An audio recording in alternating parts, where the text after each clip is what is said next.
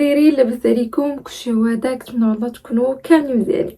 جيت لكم عاوتاني بجريمه وقصه جديده غادي يكونوا من جرائم اللي هزوا الوطن العربي. والجريمه ديال اليوم كانت اخر جمله قالت فيها هي سير طلع للدار، ما بقاش نشوفك هنا. بقاو عاقلين على هذه الجمله حيت غادي تفهموني مزيان علاش قلتها، وبلا ما نزيد نطول عليكم لا ندخل لي اصلا في هذه الحلقه هذه محال واش كاينه، ونجي نقول لكم يلا نبداو القصه ونشوفوا فين غادي تسافر بينا القصه ديال اليوم. القصه ديالنا ديال اليوم غادي تسافر بينا الامارات. عند واحد السيد اللي سميتو ابراهيم وكان من جنسيه اردنيه، كان عايش في الامارات هو والعائله ديالو، يعني هو ومرته وولادو كانوا عايشين تما. كانت عنده دار ساكن فيها، وانفاس ليه كان عنده محل ديال الطوموبيلات، يعني كان ميكانيسيان، كان عنده محل كيقاد كيبيع وكيشري في الطوموبيل. يعني الا ما لقيتيهش في الدار غتلقاه خدام، ولا ما لقيتيهش خدام غتلقاه في دارو مع ولادو ومرته. حياته كانت عاديه وكل شيء كان هو هذاك. واحد نهار وكاي نهار ابراهيم كانت عنده واحد الطوموبيل وبغى يقلب فيها البيع كيف ما كنقولوا، دونك خداها وبغى يبيعها لشي واحد اخر. غيجي عنده واحد السيد اللي كان ما نقولوش مرتبه صديق، ولكن بحال قلتو كان غير معرفه او ميم طون صديق. هو كان كيعرفو ولكن معتبره صديق او ميم طون ماشي صديق، يعني صاحبه ولكن ما كيتيقش فيه، ما كيتيقش فيه. فهمتوا؟ دونك غادي يجي عنده غادي يقول ليه بلي راه الطوموبيل هادي بغيت نبيعها، واش تبغي تشريها؟ هنا غادي يشوف غيقول ليه الصراحه انا ما بغيتش نشريها، ولكن عندي واحد عمي اللي سميتو نضال، جو بونس غادي يكون انتريسي على الطوموبيل وغيكون انتريسي انه يشريها. قال لي اوكي، الا كان باغي يشريها يجي للمحل يشوفها كيفاش دايره، يقلبها يسوقها، ومن بعد الا عجباتو ياخذها. السيد قال ليه اوكي ما كاين حتى شي مشكل، انا غادي نعطيه نيميرو التليفون ديالك وغادي نقول ليه المحل فين كاين وغنقول ليه باش يجي عندك. اتفقوا على هذا الشيء، وافيكتيفمون هذا الشيء اللي طرا. الغد ليه جا عند داك السيد اللي سميتو نضال، غادي يجي عنده غيكون في عمره 50 عام، حتى هو من جنسيه اردنيه وعايش في الامارات بوحدو، ما مزواج ما خدام ما ردام، بارك عايش تما راسو. عائلته كاينه في الاردن وهو كاين في الامارات. كيفاش كان كيصرف على راسو، كيفاش كان عنده الفلوس، حنا ما سوقناش وما بغيناش نعرفوا اصلا. المهم جا عنده المحل، دخل سلم عليه ابراهيم، قال لي كيفاش داير، لاباس عليك، هذا بقاو كيديو يجيبوا في الهضره. موراها هو يوريه الطوموبيل اللي ابراهيم باغي يبيعها. فاش نضال بقى كيشوف الطوموبيل، ركب عليها، جربها، تشيكا الامور، عجباتو كلشي هو هذاك. فاش غيبقى يطول الهضره مع ابراهيم غادي يعرف يشري ديك الطوموبيل، وغير كيضيع عليه في وقته حيت عرف بلي ديك الطوموبيل جاتو غاليه وما عندوش ليها الفلوس باش يشريها. دونك فهمتوا بحال قلتو حرفتو هذيك.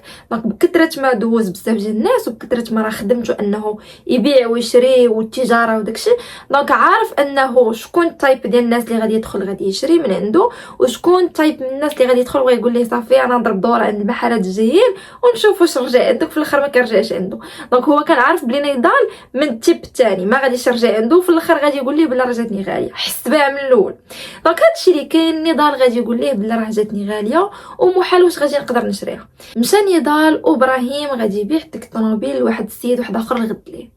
من موراها دي نورمالمون العادي في هادشي كامل انه نضال غيمشي مع عمرو ما غادي يعاود يرجع، ولكن لا، نضال بحال قلتو عجبو ابراهيم، بقى كل مره كيمشي يجي عنده، كل مره كيجي كيبغي يشري معاه معرفه كيف ما كنقولوا، بغى يتصاحب معاه، بقى كيجي كل نهار كيجيب ليه الماكله، كيبرك معاه في المحل، كيبقى يضحك معاه يدوز معاه الوقت. بعد مرات كان كيقدر يبرك معاه النهار كامل في المحل غير باش يدوي معاه ويضحك معاه. ابراهيم ما رفيوزاش هادشي، عجبو الحال وقال اوكي، عجبو نضال ولاو عشران وتصاحبوا، تصاحبوا ولاو جوج عشران، ماشي تصاحبوا كيف ما زعما ولاو فريندز. اوكي كيفاش ما تصاحبوا ولاو عائله ابراهيم والناس اللي دايرين ابراهيم كاملين اللي خدامين عنده في المحل اولا الناس الجيران ولاو كاملين كيعرفوا نضال، يعني كاملين كيعرفوا نضال شكون هو وكيعرفوا نضال بلا راه صاحب ابراهيم، يعني حتى للدرجه طورات لا غولاسيون بيناتهم ولاو صحاب.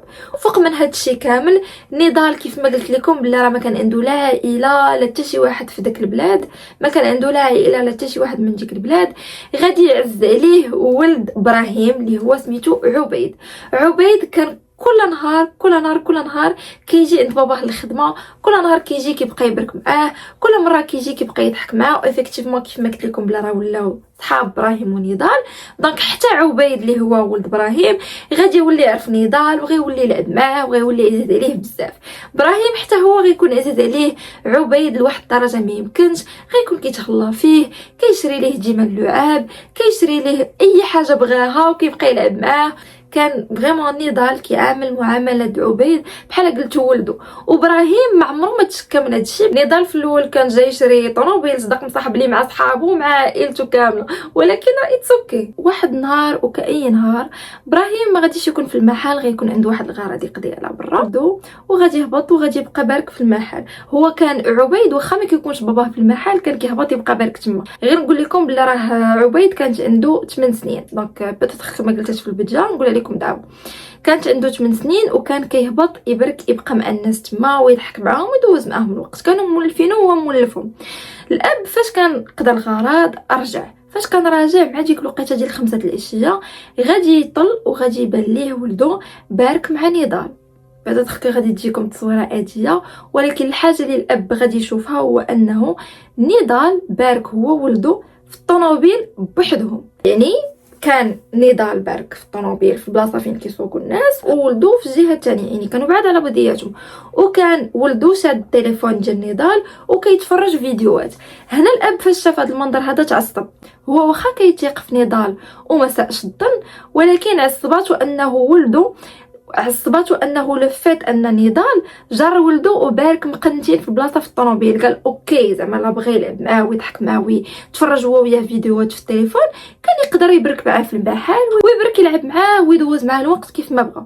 ولكن انه جارو ومبركو بوحدهم برا المحل تما، الاب ما عجبوش الحال ومشى ديريكتومون عند ولدو الصغير وحل الطوموبيل وقال ليه هبط سير المحل برك تما. ودار عند نضال وقال ليه المره الجايه الا بغيتي تبرك ولا تضحك ولا تدوز الوقت ولا تلعب مع ولدي برك معاه في المحل وسط من الناس. الاب مشى كمل خدمته شويه، دار كيقلب على ولدو وهو يلقاه مشى عاوتاني عند نضال الطوموبيل وشاد التليفون وكيتفرج. الاب عاوتاني تعصب وغادي يمشي عند ولدو وغادي يقول ليه عرفتي شنو غادي دير، غادي تهبط وغادي تطلع هاد المراه للدار ما غاديش تبقى في المحل. افكتيفمون الدري الصغير غادي يهبط من الطوموبيل وغادي يطلع للدار. يبقى ابراهيم حاضي عبيد حتى غادي يحل الباب ديال البارطمان تحت طلع في الدروج وغادي يمشي. نضال غادي يقول لابراهيم عرفتي شنو غادي دير، انا صافي غادي نمشي. خويا انت راه خصك تمشي من الاول اصلا، ولكن المهم غادي يقول ليه صافي انا خصني نمشي وغادي يديماري وغادي يزيد في حاله. الاب حتى هو غيدير بحال حتى شي حاجه مطرات وغادي يمشي يكمل خدمته عادي. يكمل الخدمه وغادي يدوز داك النهار مع ديك 9 الليل. الاب هذيك الوقيته اللي كيسالي الخدمه ديالو غادي يسالي غادي يسد المحل وغادي يطلع للدار. مع غادي يطلع غادي يحل الباب سول الزوجه ديالو فينا هو عبيد راني باغي ندوي معاه. موت عبيد هنا غادي تدور وغادي تقول لابراهيم كيفاش فينا هو عبيد، على هو ما كانش معاك النهار كامل؟ قال لها كيفاش على ما كانش معايا النهار كامل، راه كان معايا ولكن انا راه سوايع دابا باش صيفطو يطلع للدار واش ما طلعش. هنا قالت ليه لا الباب ما تحلش حتى واحد ما دق ما دخل حتى شي واحد.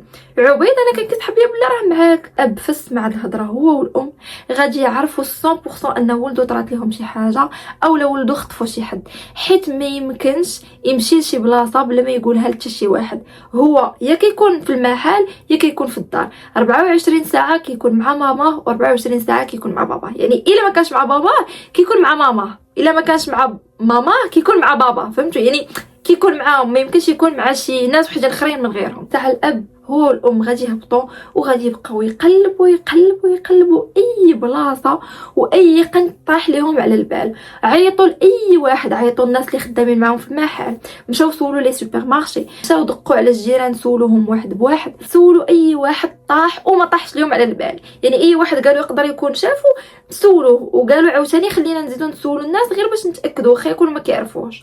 سولو بقاو كيسولو حتى لديك 5 ديال الصباح. حتى الاب هنايا اللي هو ابراهيم غادي يطيح ليه داكشي اللي طرا في الصباح، غادي يطيح ليه انه عبيد نهار كامل هو لاصق في نضال، نهار كامل هو مع نضال وخصفتو المره الاولى عاود رجع عنده. دونك فكر انه يعيط لنضال ويسولو واش شاف ولدو من من مورا ما صيفطو يطلع.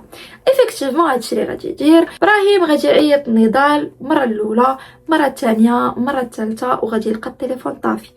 بقى كيفكر شنو غادي يدير. غادي يعاود يعيط لداك السيد اللي كان جاي عنده، عقلتو عليه في الاول اللي قلت لكم كان هو الاول غادي يبيع ليه الطوموبيل، ولكن جاتو غاليه وقال لي لا راه عندي واحد امي، دونك هو اللي غادي يعيط ليه. فاش غادي يعيط ليه غيقول ليه شوف انا راه كنعيط لنضال، بغيت غير نعرف واش هذاك هو النيميرو التليفون الوحيد اللي عنده ولا عنده شي نيميرو التليفون واحد اخر اللي نقدر نعيط ليه باش نتواصل معاه. هنا غادي يقول ليه السيد لا راه عنده نيميرو التليفون واحد اخر، انا غادي نصيفطولك. صيفطوا ليه. ابراهيم عيط لنضال، ايفيكتيفمون غادي يجاوب. فاش غادي يجاوبوا نضال، ابراهيم غادي يشرح ليه وغيقول ليه بلي انا فاش صيفطت عبيد من عندك يطلع لابارتمون راه ما طلعش، ودابا حنا راه سويع وحنا كنقلبوا عليه وراه اختفى. واش ما شفتيش؟ واش ما يقدرش يكون معاك؟ واش ما شفتي حتى شي حاجه من مورا ما صيفطتو؟ نضال غادي يجاوبو غادي يقول ليه لا انا ما شفتوش، انا من موراها ديماريت، واصلا انا دابا ما كاينش في المدينه، كان خارج المدينه، دونك ما شفت حتى شي حاجه وما عارف حتى شي حاجه. صافي غادي يقطع. غادي يمشي عند البوليس وغادي يدير بلاغ بالاختفاء ديال الولد ديالو. من مورا ما غادي يدير البلاغ، البوليس غادي يقولوا ليه باش يمشي يتسنى يعاودوا يعيطوا ليه يديروا التحريات ديالهم ويعرفوا شنو كاين، وديك الساعه اي جديد كيف ما كان غادي يعيطوا ليه. من مورا ما غادي يمشي ابراهيم للدار، السوايع غادي يدوز عليهم ثقيله. تسنى الساعه الاولى، الساعه الثانيه، الساعه الثالثه، والو ما كاين حتى شي خبار، حتى شي واحد ما عيط ليه، ما قدرش يبقى بارك مستحمل انه ما كاين حتى شي خبر على ولده. دونك شنو غادي يدير؟ غادي ياخذ القرار انه غادي يمشي عند نضال للدار. من مورا ما غادي يوصل عند نضال، اول حاجه غادي يدير هو انه غيحط يديه على طوموبيله نضال، غيلقاها باللي باقا سخونه، وغادي يعرف ان ديك الطوموبيله راه يلا سكتات، يعني نضال يلا وصل. داكشي اخوتي د الميكانيسيانات. دونك غادي يطلع عند نضال وغادي يدق عليه. غيدق عليه المره الاولى، المره الثانيه، المره الثالثه، المره الرابعه، المره الخامسه، حتى واحد ما غادي يجاوب. بقى كيدق وهو كيدق وعارف انه نضال كاين في الدار، حيت طوموبيلته راه يلا سكتات. اش غادي يدير ابراهيم؟ بكثرت ما غادي يبقى يدق غادي يقول ليه نضال الا ما حليتيش ليا غادي نمشي عند البوليس نجيبهم لك وغادي تحل بزاف منك. نضال من مورا ما غيسمع هاد التهديد هذا غادي يحل ليه الدار وغيقول ليه علاش تدق عليا؟ اش كاين؟ قال لي انا من قبيله وانا تندق عليك وانت ما حالش ليا. قال لي انا راه كنت ناعس نتكي، شنو علاش جاي مصدعني؟ ابراهيم هنا تعصب وقال ليه اخر واحد شاف ولدي هو انت، دونك انا اخر واحد خصني نشك فيه هو انت. نضال تعصب وقال ليه كيفاش تشك فيا؟ انا قلت لك بلي انا اصلا ما كنتش في المدينه، وانا اصلا كانت عندي خدمه برا المدينه، وانا يلا واصل الدار بكثره الخدمه. اش من خدمه الله اعلم. المهم قال لي انا يلا واصل من الخدمه وانت كتدق عليا وكتشك بلي انا اللي خاطف لك ولدك، الوغ كو عبيد كان عزيز عليا وكان بحال ولدي. قال لي عرفتي شنو دير؟ دخل قلب، ولا لقيتي شي حاجه ديك الساعه هضر. غيدير ابراهيم غادي يدفع الباب وغادي يدخل، غيبقى يقلب وما غادي يلقى حتى شي حاجه ولا حتى شي دليل كيدل على انه عبيد كان تما. خرج ونضال غادي يدخل الباب، مع غادي يهبط. الاب غادي يمشي يكمل التقلاب في الكلينيكات، في الستاسيونات، في اي بلاصه كطيح ليه فراسو كيمشي يقلب عليها، سواء كانت بعيده سواء كانت قريبه. بقى كيقلب وغير شي سوايع قلال غادي يجيه ابل من عند البوليس. البوليس غادي يطلبوا واحد الحاجه اللي فريمون غريبه من عند ابراهيم. غادي يقولوا ليه غادي تمشي ترجع لعند نضال فين كنتي، حيت حنا راه مراقبينك انت ومراقبين نضال ومراقبين اي واحد عنده علاقه باختفاء ديال ولدك. قال لي غادي تمشي عند نضال، غادي ترجع عنده قدام باب دارو وغادي تعاود تعيط ليه وغادي تقول ليه باش ينزل عندك. شي قدام باب دار نضال وغادي يلقى بلي الطرابيله باقا مستاسيونيه تما. دونك غادي يعاود يعيط ليه وغادي يقول ليه نضال انزل عندي. نضال غيقول ليه انا ما كاينش اصلا، انا راه خرجت ومشيت لبلاصه اخرى. غادي تعصب وغادي يقول ليه انت كنتي غير تتمثل من الاول، انت عبيد عمرو ما كان عزيز عليك، انت كنتي كتكذب من الاول، كيفاش يمكن انه يكون عزيز عليك وما عيطتي ليا، ما سولتي فيا، ما قلتي فينا هو الدري صغير، ما درتي حتى شي حاجه. نضال غادي يجاوب وغادي يقول ليه واش انت جيتي لعندي مع 5 الصباح وشكيتي فيا انني انا اللي خطفت لك ولدك ودخلتي تهجمتي عليا في داري وقلبتيها وبغيتي نتعاطف معاك؟ سمح لي ولكن راك انت اللي غلط. وعرفتي شنو دير؟ ما تبقاش تعيط ليا وما تبقاش تدوي معايا، وهاد النمره نساها وقطع عليه. دازوا الايام وابراهيم كل نهار وكل ساعه وكل دقيقه كيقلب ولو غير خيط واحد يقدر يوصلوا لداك النهار شنو طرا لولدو، ولا امه شكون ولا امه فين يقدر يكون ولدو. حتى لواحد النهار فين غادي يعيطوا عليه البوليس وغيقولوا ليه باش يجيو عنده. فاش غادي يمشي مع غادي يدخل البوليسي غادي يسولو سؤال واحد: تقدر توصف لينا داك النهار عبيد شنو كان لابس؟ الاب غادي يعطيهم ولدو شنو كان لابس، قال لهم كان لابس تريكو هذا سروال هذا، المهم عطاهم الديتاي. من مره ما غادي يعطيهم الديتاي البوليسي غادي يعاود يسولو غيقول ليه تقدر تقول لنا داك النهار واش ولدك كان لابس مثلا صنداله بوتس اسبا شنو كان لابس؟ غادي يجاوبو غيقول ليه اييه راه كان لابس واحد لي زيسبا كحلين. البوليسي غادي يجبد التصويره وغادي يقول ليه واش هادو هما لي زيسبا ديال ولدك اللي كان لابس داك النهار؟ الاب مع شاف التصويره عرف بلي هادوك لي زيسبا ديال ولدو. غادي يجاوبو غيقول ليه هما هادو. البوليسي غادي يشوف فيه وغيقول ليه تسنى من عندنا ابل واحده اخرى وتقدر تمشي. بعدين وروني صوره قالوا سالوني شو كان لابس عبود، قلت لهم كان لابس بلوزه كحليه وبنطلون مموه جيشي وحذاء.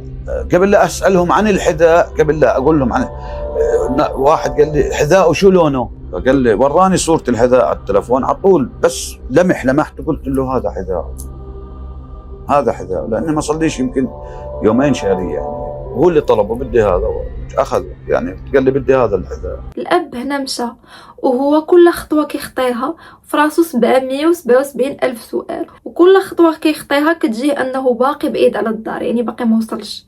فمن المورا ما غادي يوصل الدار مع غادي يبرك غادي تعاود تجيه ابل واحد اخر من عند البوليس وغادي يقولوا ليه تقدر تعاود تجي عندنا، ولكن هاد المره ما تجيش بوحدك، شي خوك ولا اي فرد من افراد العائله ديالك يجيو معاك حاجه انك ما تجيش بوحدك. وقطع بالمورا ما غادي يسمع ابراهيم هاد لابيل غادي يكون متاكد 100% انه الخبر اللي غادي يسمع ما غاديش يكون خبر زوين. ابراهيم غادي يدي معاه خوه وغادي يمشيو لعند البوليس. بالمورا ما غادي يمشيو غادي انونسي ليه باللي لقاو عبيد، ولكن لقاوه جثه هامده مليوح تحت من واحد الشجره في دبي.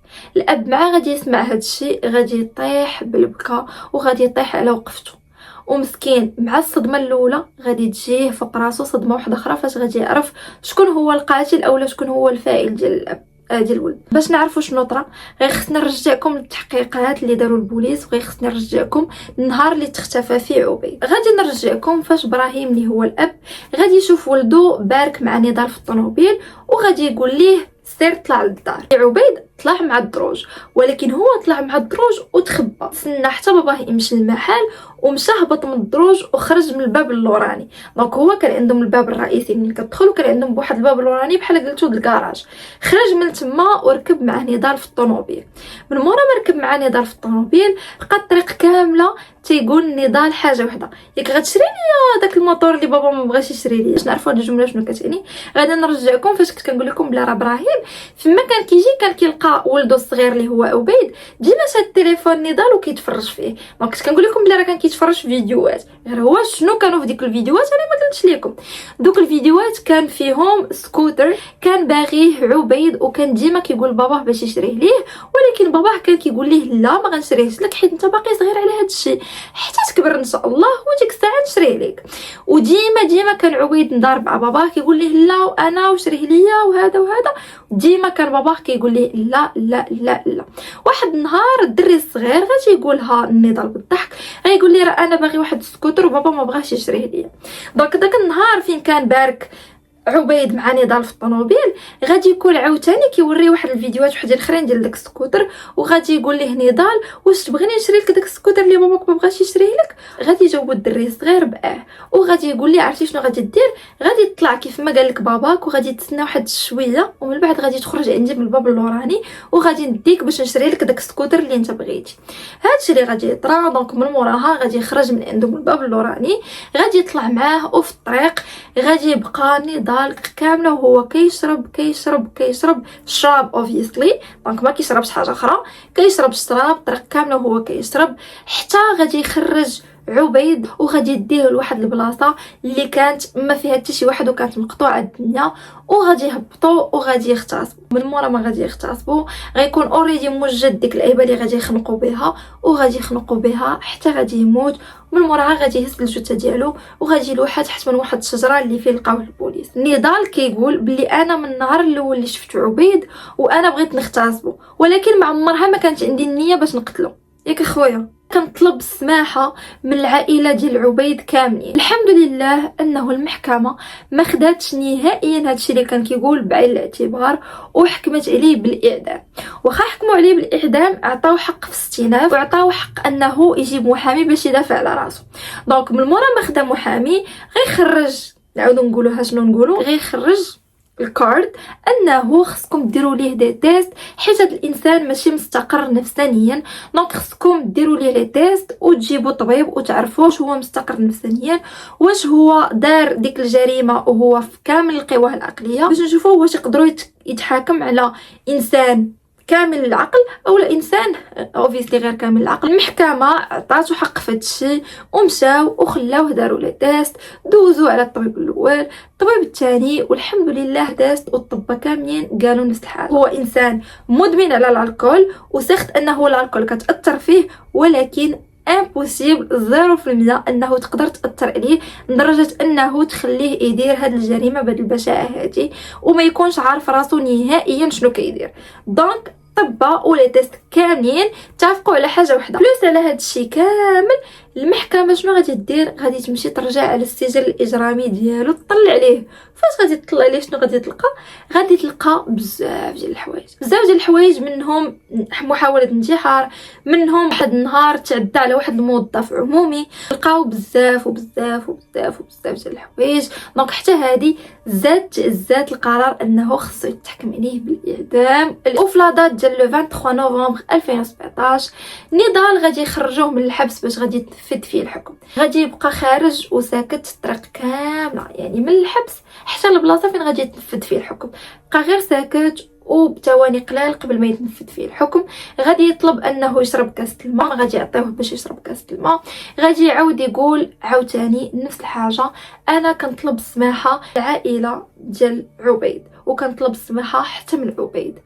والو لا بقى يجي فينا الحمد لله حتى هما ما غاديش يبقى فيهم. ومن مورا ما غادي ينطق بهذه الجمله هذه غادي يتنفذ فيه الحكم ديال الاعدام رميا بالرصاص وغادي يموت وغادي يهنينا. عبيدة شغلت وسائل التواصل الاجتماعي، هي قصة أدمت القلوب ببشاعتها. هنا يطرح سؤال: كيف للنفس البشرية أن تفتك بدم بارد بطفل في عمر الزهور؟ استدرج الصغير من أحد زبائن والده ثم قتله دون رحمة قبل أن يلقي بجثته قرب المدينة الجامعية في دبي. كانت هذه هي القصة والجريمة ديالنا ديال اليوم، اللي كانت الثقة هي المقدمة والخاتمة هو الخطر. كنتمنى ربي يبعد عليكم وعلى ولادكم حتى هما أي حاجة تلقاهم، وغادي نقول لكم تهلاو في راسكم ونتلاقاو في قضية وفي جريمة جديدة. بيزوات.